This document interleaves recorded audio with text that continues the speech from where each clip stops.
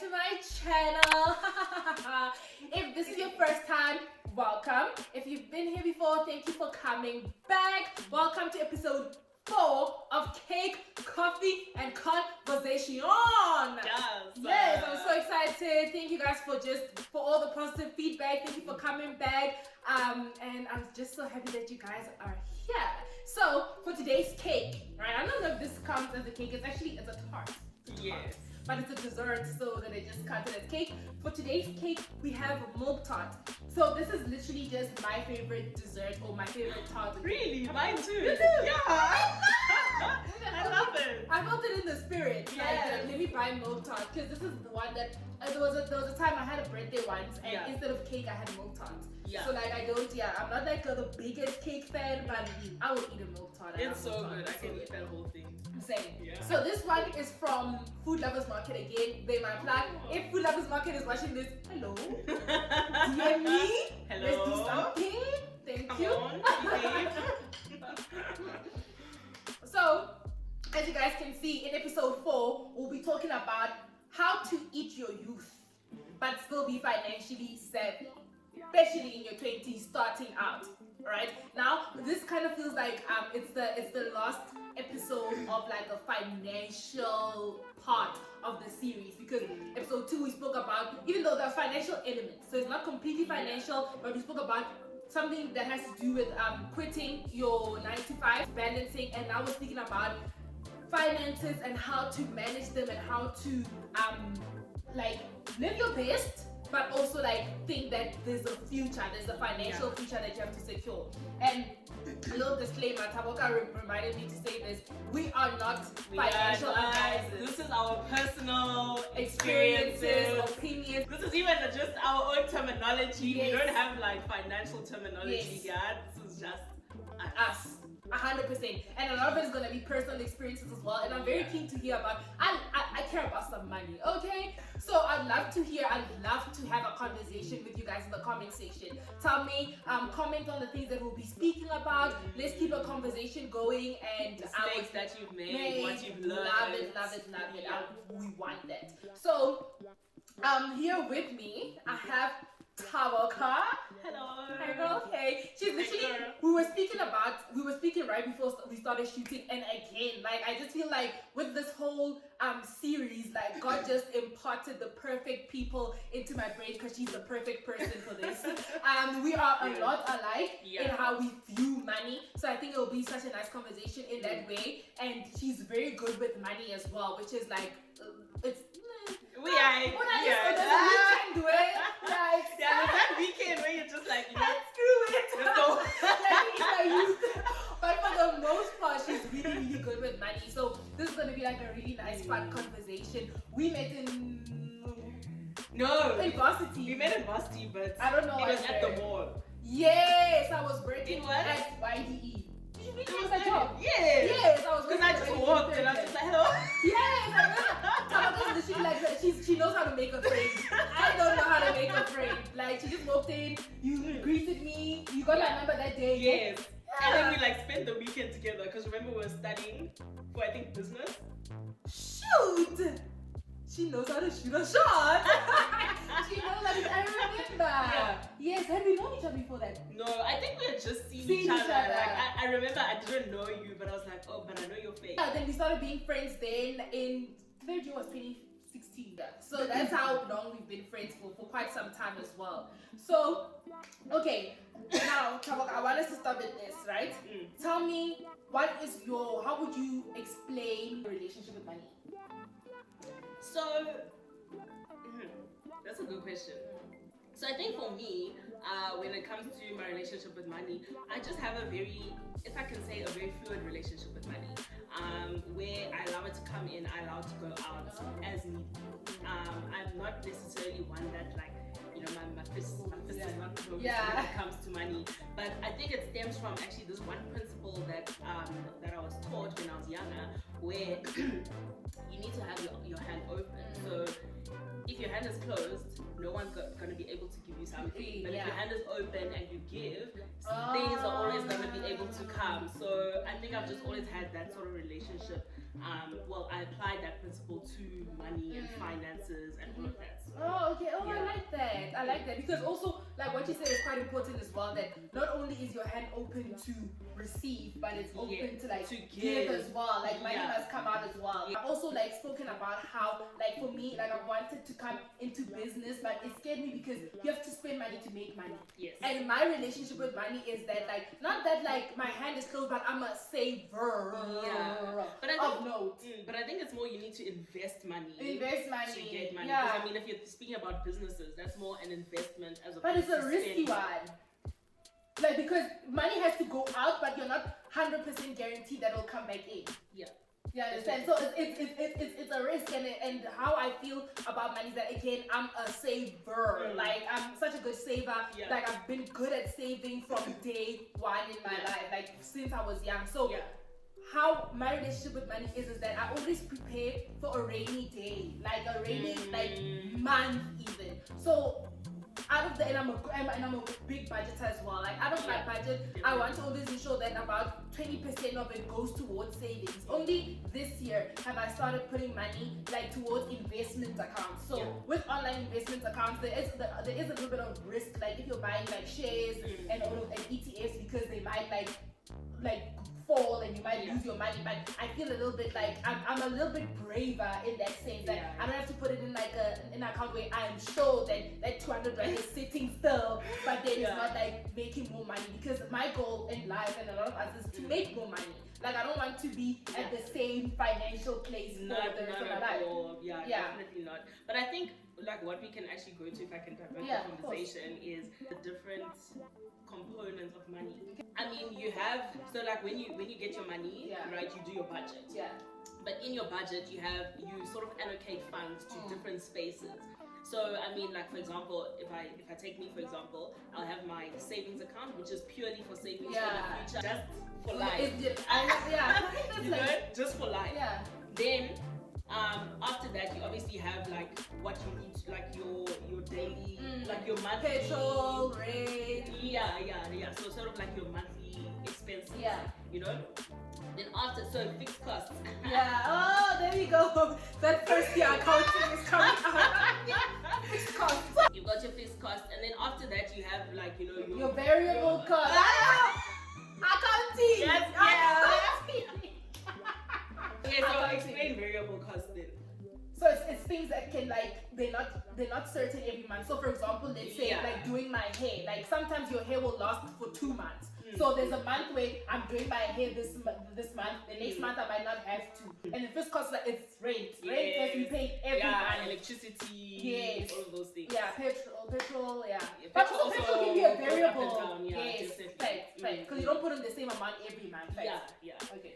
Then after that, I've got my emergency fund. Okay. So my emergency fund is flip, if something happens and I need to put money into it, then I can just get this money from here. So I don't have to like go into my savings, you know what I'm saying? And then after that is just in case. So that time where you're just like, I do all up financial. Yeah. We do our finances the exact same. Yeah. No, that's so every single month I literally sit and I'm like before, because I mean you know how much you're gonna get. It may go up and down, but you know how much you're gonna get. So it's just like, okay, what's gonna happen this month? So sometimes I have to adjust my savings budget, or sometimes I have to adjust my just like my free flow money, because I know I need to save to go on holiday, or I need to save to do this or whatever. So it really goes from month to month.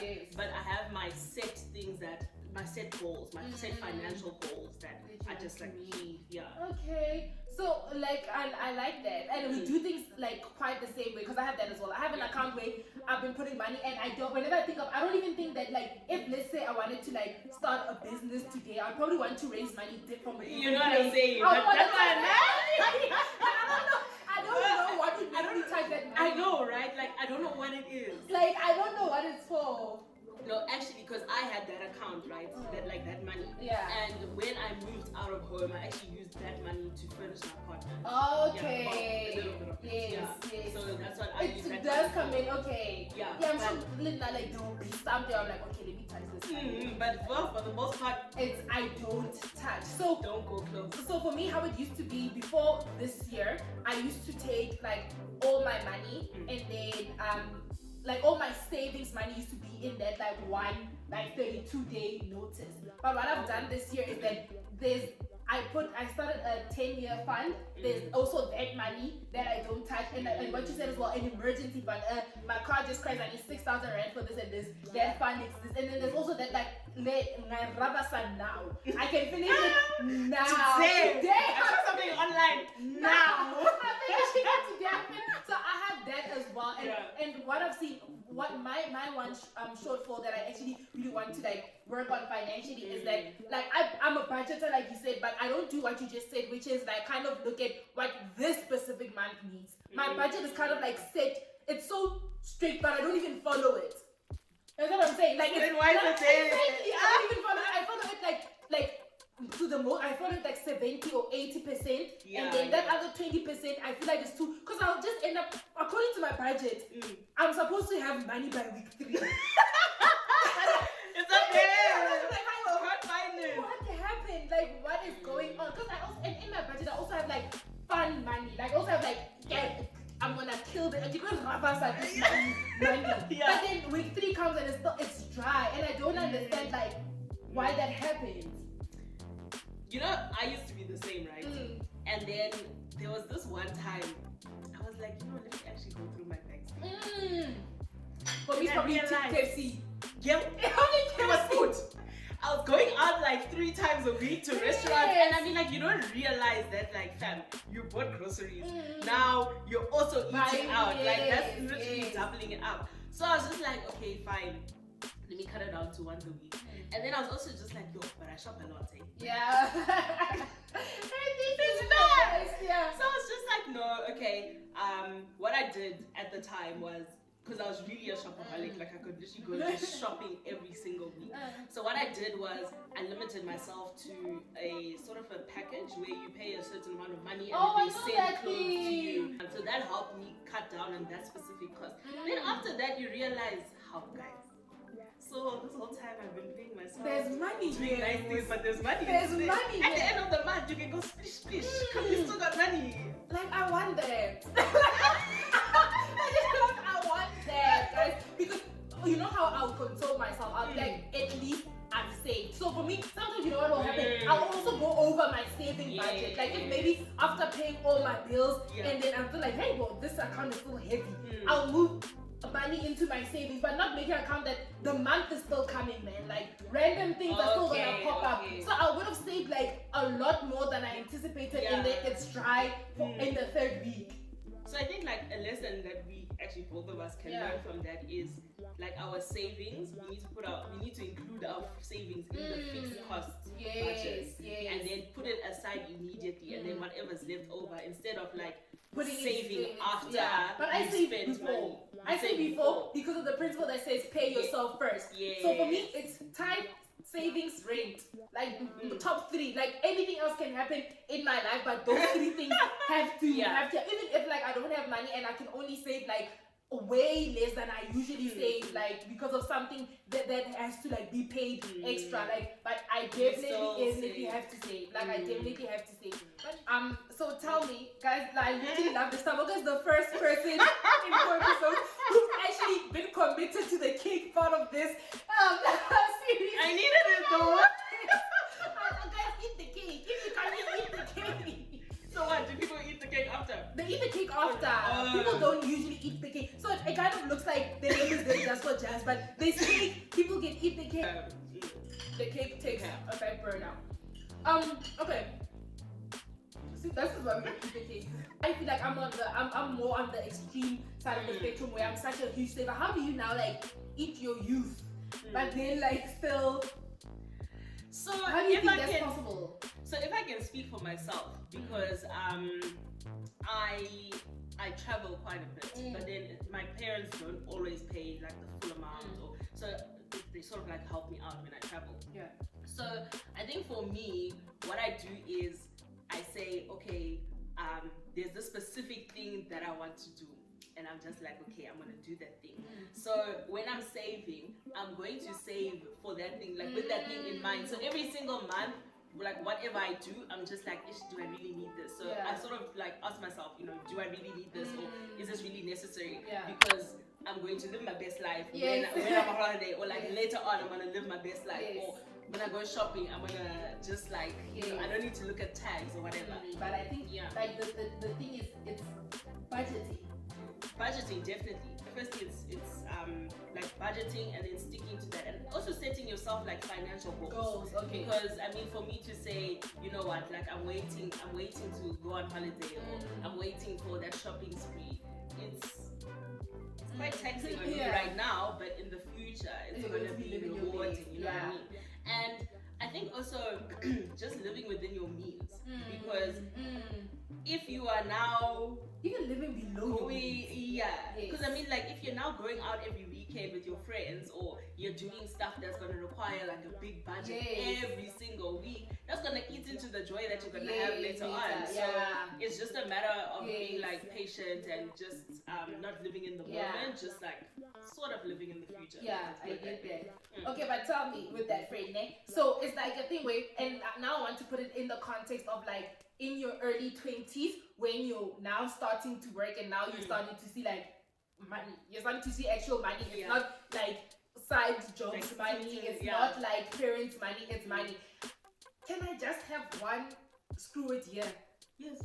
Where you're just like, you know what? This first year of my work life, I don't want to hear about like saving that emergency fund, that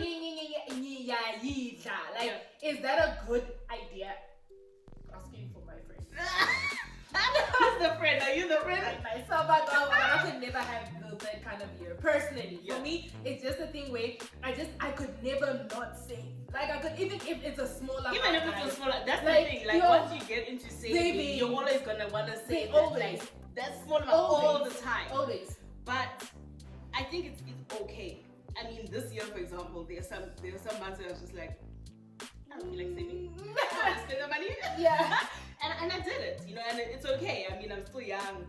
But the thing is, because my thing is that I just feel like an emergency fund is necessary. Do you now do that? Do you say you have that screw it year when you know that you have a permanent contract at work? It can't be. I don't think it can be a screw it year. Okay, that's long. It can maybe be like a month or so. But also it can't even be every month, because you're also gonna see life. Like something's gonna come your way, you're gonna be like, flip, but I don't have the money. Then that's gonna make you go into your savings. Thinking back to it, like when I got like my first like well-paying job, I probably had like a screw 4 or 5 months. Like I wasn't saving as much as I am now. Coming from me, not you. What?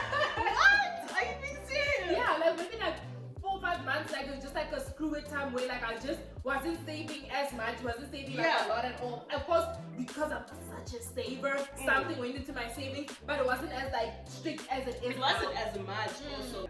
So tell me now, friend, do you have like what's your worst, like what's the worst financial decision that you regret like to this day? I mean, we're young, so we don't have like we don't have like major. But like what's the one thing like what on your own spectrum that's like one that really hacks me? What happened was, okay, so when I travel, right, well, when I was in varsity and I traveled, I had to get my the pocket money, all the spending money when I was there was from my own pocket. So this one time I was going to England. So I mean, England's quite expensive, exchange rate, and I'm still just like, I want to live my best life when I'm there. So I had saved money, guys. I had saved so much money to go to England. Then my one friend, at the time, my one friend was like, hey, listen, I'm in a bit of like a situation. Would you be able to lend me some money so that I can pay for rent? It was actually rent. So I was just like, this is like my money. holiday and it's in my account, and I was like, because he was just like, okay, you know, how much interest you earn on it, I can like just double that up. So, like, I mean, it's such a money and friends, you must talk about that. But also, it's such a like heart tugging type of thing, because I mean, if he doesn't pay his rent, then, but at the same time, it's not my responsibility. But so I was just like, okay. I mean, at the time, I was just like, you know, like whatever, let's see what happens. So I gave him some money. And then, I mean, it was like maybe about 3 months before I went on holiday. So I was like, okay, cool. I gave him the money, blah, blah, blah. So now it's just like, okay, this is what's going to happen. Like, this is going to be your payment plan. Because I mean, in my mind, I'm like, you know, if I borrow money from someone, like, I'm going to make a payment plan. So I was like, this is your payment plan. It was really small installments, you know what I'm saying? Like, it was even like, if you're getting pocket money from your parents, you can still pay it. Yeah. So now it came like, it was now maybe a month before I left, right? And I was like, fam, listen, I'm about to leave here, and there's currently like a big gap in my savings, the money that you know, and I'm just like, I'm not even gonna be in this country, like I'm going to another country, so it's gonna be a bit complicated if I don't have the money that I lent to you. So he's like, no, don't worry. I was just like, okay, cool. Like, I'm just reminding you that he had said, you know, monthly installments, whatever. Okay? And so many questions. Like, guys, my heart. So anyways, like, we carry on. And then, like, I think it was a week before I left. I kept being like, listen, I need to now change my money. I need to like do what I need to do to get ready for my trip. It's been 3 months. It was not coming. Please don't forget that in my normal savings account, I would have gotten interest, right? But he said that he was gonna give me like, no, it was just like a slightly more than what I would have gotten in the bank. So he's now like, so now it was literally a week before I left, and he's like, okay, I'm walking to the ATM. He said he need pictures. I'm like, I don't care about your pictures. Like, why are you sending photos? Like, I'm waiting for the money. Let the money be your evidence. You see when somebody does too much. Yeah. Like, why are you sending me a photo of the street? Like, why are you sending me a photo of the ATM? Like, just put it in my account. Let the money be the evidence. You know what I'm saying? So, anyways, he's like, okay, I've done it. It should reflect soon. So now this person sends this long apology message, and I was just like, you know, it's chill, like whatever. But I just needed at least the bulk. I get into my account, I see how much it is. What's the interest?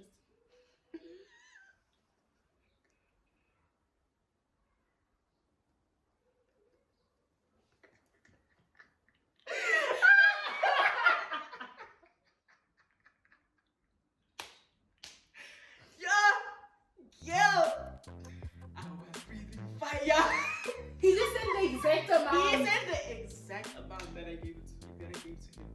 And I was really just like, fam, are you gonna do me dirty like that though? You didn't even tell me. You know what? Because in my mind I was like, you already knew that you weren't gonna give me that amount of money. Why didn't you tell me before? That Taboka, this and this happened, and I'm sorry this is last minute, I understand. Like, common flipping courtesy. Are you serious? That is so annoying. Like, I wouldn't have been mad if you said, you know, I can't give you the interest. Like, it's fine, whatever. You know what I mean? Because I told you I have like a very fair relationship with money. So I mean, at the time I was just like, dude, now I don't have as much spending money in England. That's like basically done. Okay, tell me, after the first time, this is such a, like, I have so many questions. After the first time that he did, the first month where he didn't pay the installment as agreed, like, what did he say? What was the mood? I was just like, hey, what's up? Like, what's happening? Is everything okay? That's why I don't forget that you need to give me back that money. I was like, okay, yeah. I also forgot about it. That's why I didn't follow up. The second month, I was like, you know, it's coming close to the time where you need to complete these installments. I mean, I wasn't gonna, because I don't know, like, money has this like hold on people where it can literally destroy a lot of things. It can destroy friendships. But I was like, it's disposable. It's gonna come in. It's gonna come out. Like, I'm not gonna push for. Friend, for me, it's not even just like it's beyond the money. It's the principle. It is the principle. It's the principle that if you were in a dire situation, you ask somebody for money and they helped you out, hold up your end of the bargain, even if it's like 50 rand. Sometimes the value 50 rand will not break my life, but the fact that you respect me enough and you respect your word enough to be able to give me back my 50 rand, that means the world to me. Usually I'll even be like, no friend, keep it, it's not that deep. But it's just that the fact that you could be like, you know what, like I said, please borrow me 50 rand, I'll give it back to you. I gave it with so much they understand. It's about the principle, and also this is also about the money. Like, you need the money. It's the thing where if I took money out of a place where I was going to use it for something important, if it's just money that I had in jail, my heart is so I can let it go. But if I needed that money to be able to live my best life in England, but I sacrificed that for a while to give it to you, respect me enough to know that I need that money. It's about the principle and the money in this case. So from that, friend, like, what have you learned? Like, are you still like, you never borrow a friend? Like, what have you learned from that like bad money experience? Don't take money out of your savings for other people. Yes. And also, if you're gonna borrow money to someone, like, I think, because he was a friend, it's not to say that I trusted him, but you know your people. Yes. So just know, even among friends, you know which one. You know which one. Yeah. So like, just no. do with those ones. Yeah. If you know this person isn't gonna pay you back or whatever, just make sure you don't need that money. Yes. Make sure you don't need it. Yeah. Because it's not gonna come back. Deep down. Protect your peace. No, I was about to say that as well, because I don't have a lot of bad money experiences, but my bad money experience just has to do with like giving from a place where I don't even have. You understand? Like, give because exactly, because your savings is a place where that's not money that you are able to, like, you are willing to lose. If maybe, for example, I have 500 rand left for the rest of the month, like just spending money, and you ask me for 200 rand, that's money that I'm willing and okay with losing, because it doesn't have anything to do. Like, it's just for me to eat and live life. Well, yes, as a friend, as the principal, I'm expecting you to bring it back, but if you don't, I'm fine. But if I take money out of my savings, if I'm saving for a car and you ask me that, friend, can I please borrow like 5,000 rand, and I take money from there, I need that money. Exactly, that money needs to go back. So it's so that I don't break the friendship, I don't disturb my own peace, I don't take money, don't give from where you don't have. Don't. For real. Don't. And when you borrow money, when you give money, don't expect it back. Give an amount that you're okay with losing. Because people will, family, friends, like anyone will disappoint you. Sometimes people have like, actually I can't even say people, but just from what I've seen, what I've observed, whenever money gets lost, or if something like that happened to someone else, they would have like this that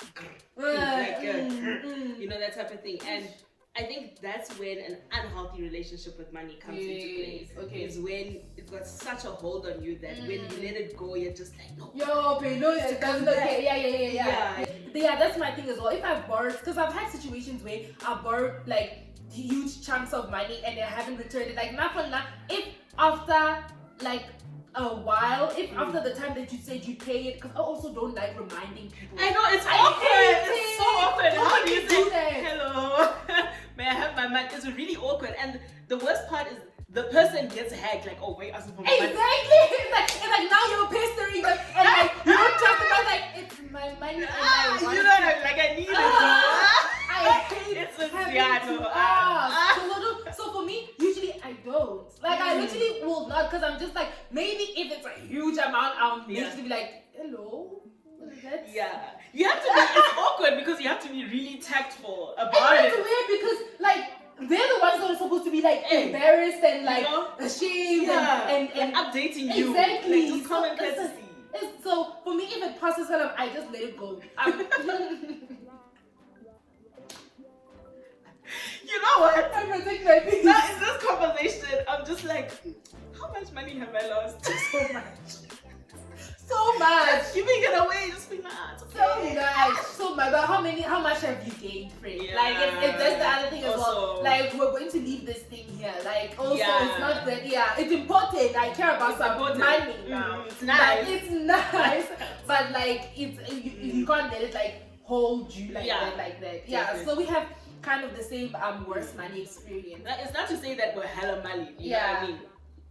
I feel like because it's my first year of actual working, and I'm still studying. So my money is not like a lot.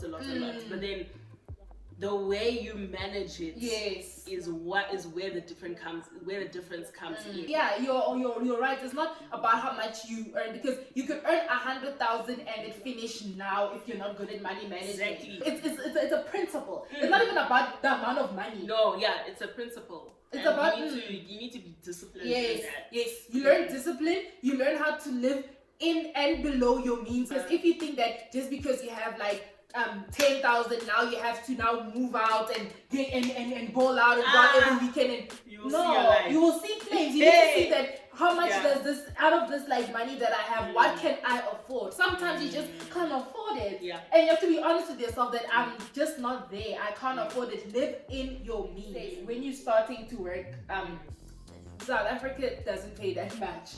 It really doesn't. And the number one thing right now that people are really pushing, and that's really good, is side hustles and having multiple streams of income. So like monetizing your skills. Yes. Basically. Okay. Go a little bit deeper. I think that's important. Obviously, of course, it's some money. But I think we've gotten to a space in the world where we can actually monetize on every single talent that we've got. I mean, if you think about how like dancing used to just be a hobby, but now they're actual like professional dancers. Even like professional dancers. Like I used to actually like do some gigs here and there. I kept Taboka knows how to make some money now. She knows how to. And I mean, even if, for example, because I was like good at sports in high school, so when I got into varsity, I was just like, let me apply to be a sports teacher for primary school. You don't need qualifications for those things. You don't need like a certificate or whatever. Yes, you may need like a referee certificate or whatever, but I mean, for the most part, you're not necessarily, you don't actually need, if it's a skill and it's something that you like, you're probably not gonna need, you'll just need experience in it. I think that's what I'm trying to say.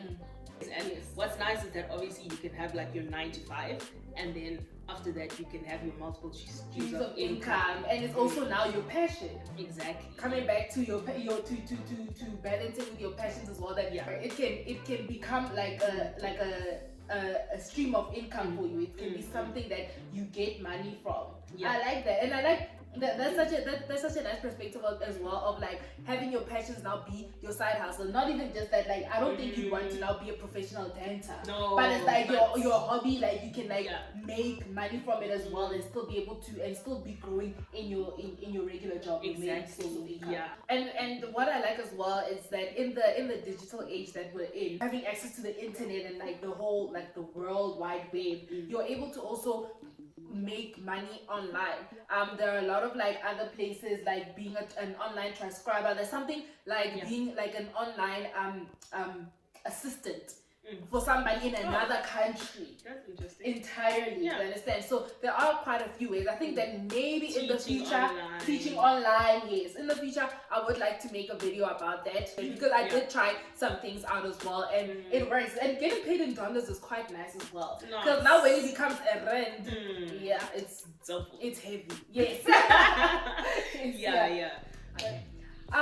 So that was such a good conversation. I like to talk about money because money matters.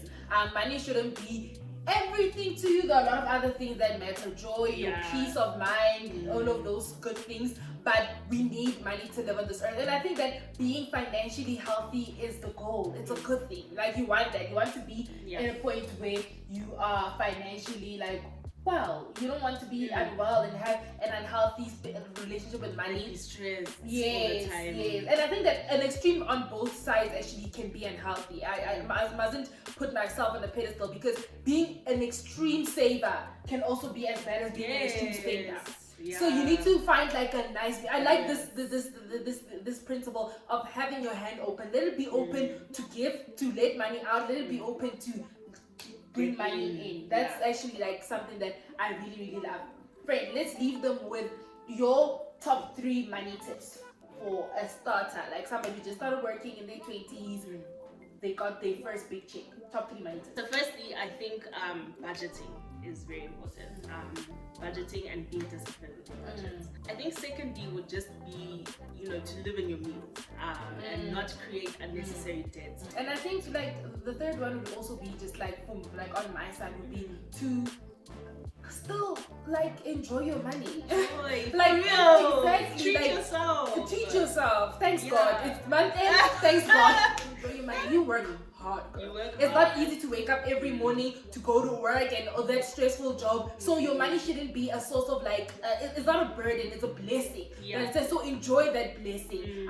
Save where you can, invest where you can, but also enjoy your money, live your life. Like do things that make you happy, do things that your money affords you to do. Like do things that make you happy.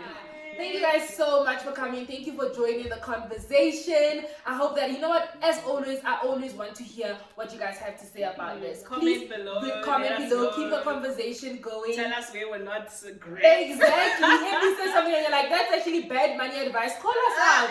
But we said, we are not financial advisors, so none of this constitutes as financial advice. This is just our personal experiences with money. So don't forget to like, comment, subscribe.